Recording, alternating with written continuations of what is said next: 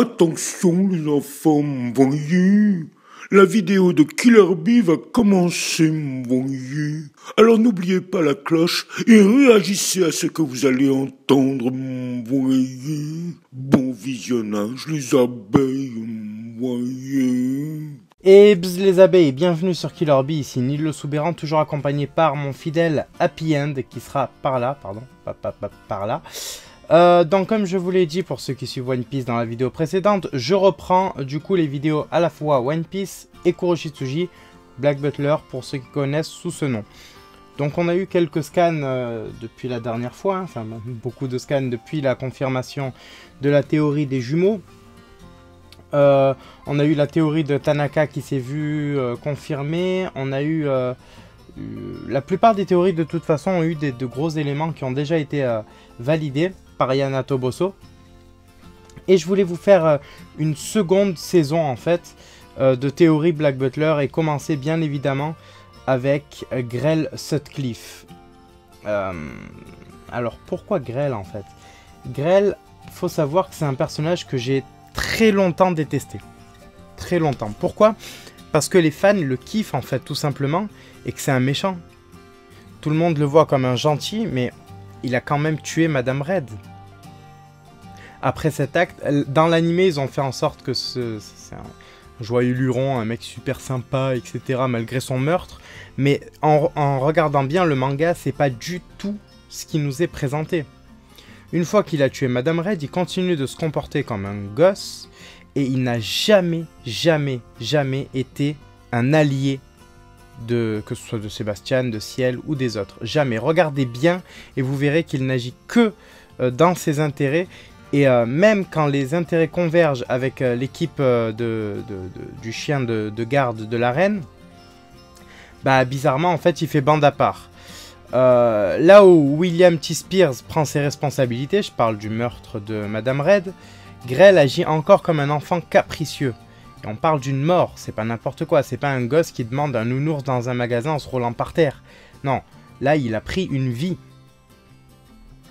On dirait que genre c'est ultra grave et tout, tu vois, dans un manga, mais non, mais faut se remettre dans le contexte du truc, c'est quand même ultra grave. Si elle a perdu sa tante, qui faisait partie des nobles du mal, d'ailleurs il y aura des dossiers sur Kuroshitsuji, un sur les nobles du mal qui est prévu, et un aussi sur les Shinigami. Pour l'instant, je crois que c'est les deux seuls qui sont prévus, avec peut-être celui sur les gardes, enfin les gardes. Les employés en fait du manoir Phantom Hive. Alors il se peut qu'il y ait 2 ou 3 vidéos dossiers. Pour l'instant c'est pas un dossier complet de théorie, c'est une seule théorie basée sur cette personne qui est Grell Sutcliffe habillée en rouge. Alors il faut savoir que comme je le disais, Grell ne s'est pas allié à Sébastien et ce même quand leurs intérêts convergeaient. Pourquoi je répète ça? Parce que c'était le cas pour Undertaker dans l'arc du Campania. Rappelez-vous, l'arc du Campania, on avait les deux voulaient en gros arrêter Undertaker et pourtant les deux se battaient l'un contre l'autre. D'ailleurs, c'est là qu'on apprend que la blessure d'une faux de la mort contre Sébastien a quand même un impact. Elle le tue pas, mais elle a quand même un impact sur lui. Ça peut le fragiliser, ça peut. C'est un point faible une fois que c'est bien utilisé. Je rappelle au passage, j'aime bien le faire en plein milieu de la vidéo, mais je rappelle au passage que le film que je tourne sur Death Note sera disponible en décembre, normalement après la sortie de cette vidéo, donc aux alentours du 22-23, il est presque fini. Voilà. J'aime bien le faire en plein milieu, c'est un petit coupure, tu vois, tac, tac. J'aime bien quand je fais ça, en fait, la luminosité n'est pas la même. Bon, c'est pas grave.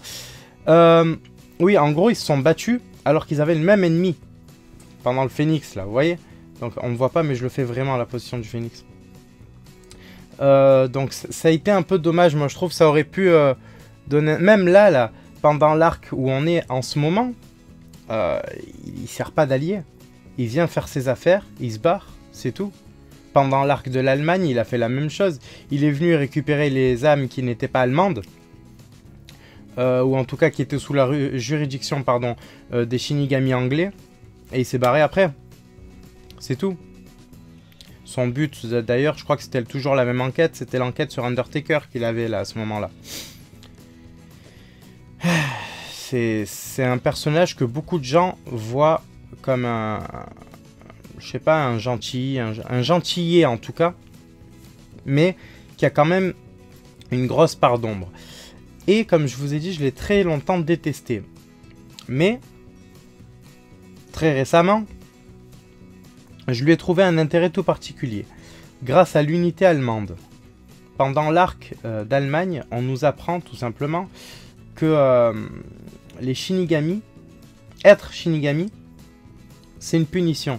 Il y a un gars qui dit être Shinigami c'est ma vocation. Et son supérieur, une espèce de William T. Spears, lui répond alors j'ai pas les noms, désolé, des Allemands, je les ai pas, j'ai quelques noms anglais, je crois que j'en ai 3, donc non 4.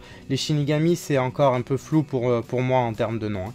Mais en gros, son supérieur lui dit mais ça peut pas être une vocation Shinigami, puisque Shinigami c'est une punition.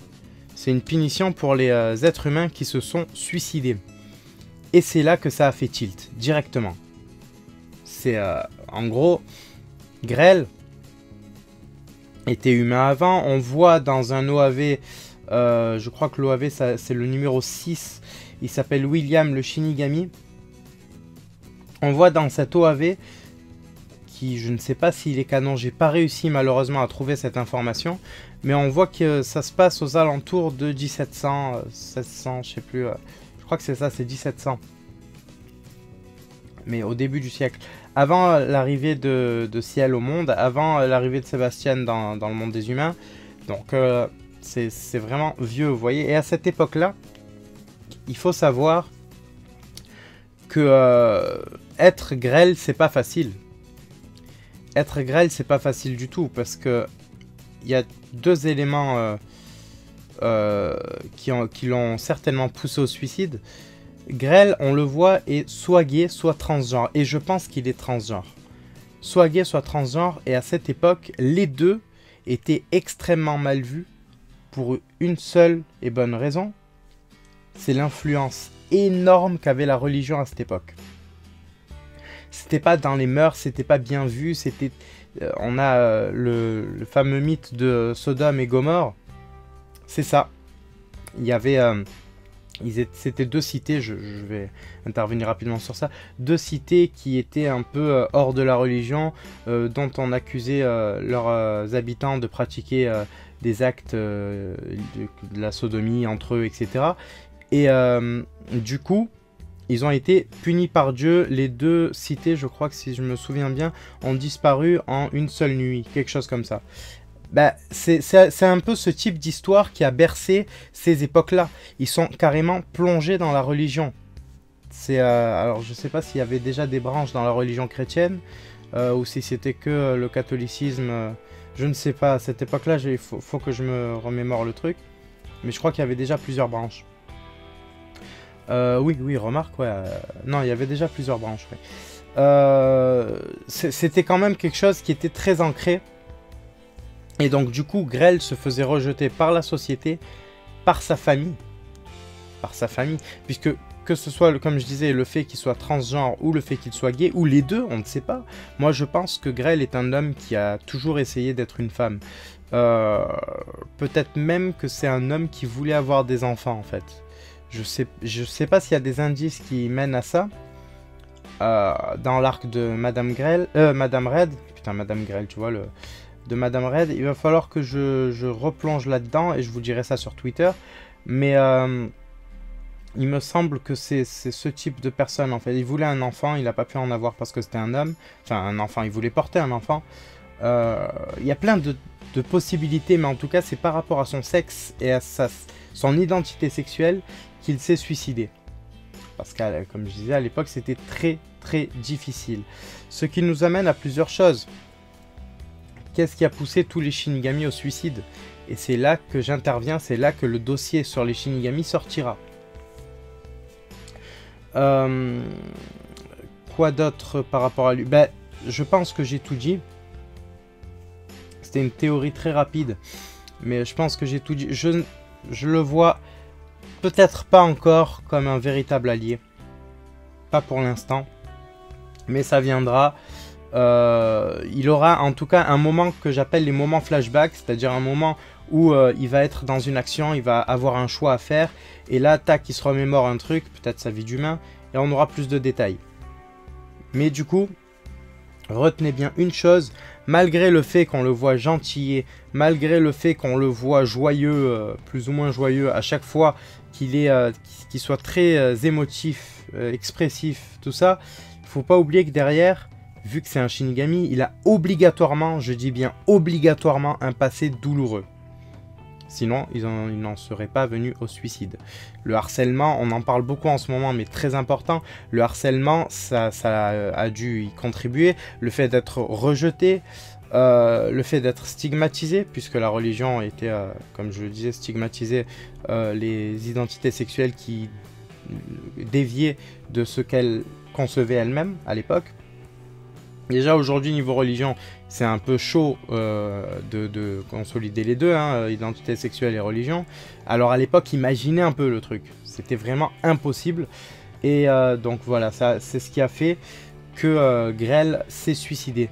C'est important d'ailleurs, vu que j'entame le sujet dans cette vidéo, je vais peut-être essayer de faire passer un petit message. La stigmatisation, le harcèlement, le rejet de l'autre, ça peut pousser à ce genre de... Alors moi je sais pas, je l'ai jamais envisagé, mais je pense que ça peut pousser à ce genre de situation, à ce genre de drame en fait. Donc faites attention à ça. Comme le dit, je reprends les phrases d'un religieux, mais ça peut aussi être interprété comme des phrases d'un philosophe. Comme l'avait dit Monsieur Jésus de Nazareth, aimez-vous les uns les autres comme je vous ai aimé.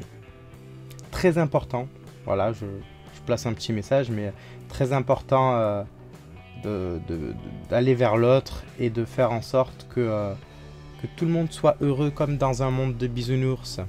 Voilà, donc écoutez, bzz les abeilles, je n'ai pas fini bien sûr cette vidéo avant de vous dire de vous abonner, de lâcher un pouce bleu si vous avez aimé, un commentaire, de partager cette vidéo au maximum pour que les abeilles soient de plus en plus nombreuses à bourdonner à travers le monde.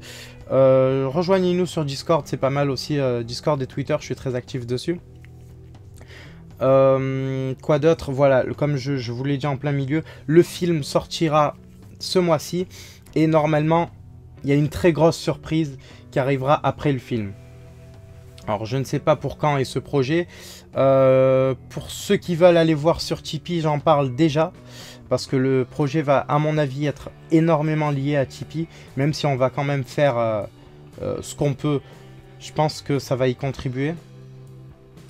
Quoi d'autre? Oui, on sera également à Avignon Geek Expo. Je vous laisse cette photo, cette image pour vous montrer un peu les dates. Je crois que c'est le 17 et 18 février, mais je ne suis pas sûr. Je sais que le 17 c'est sûr.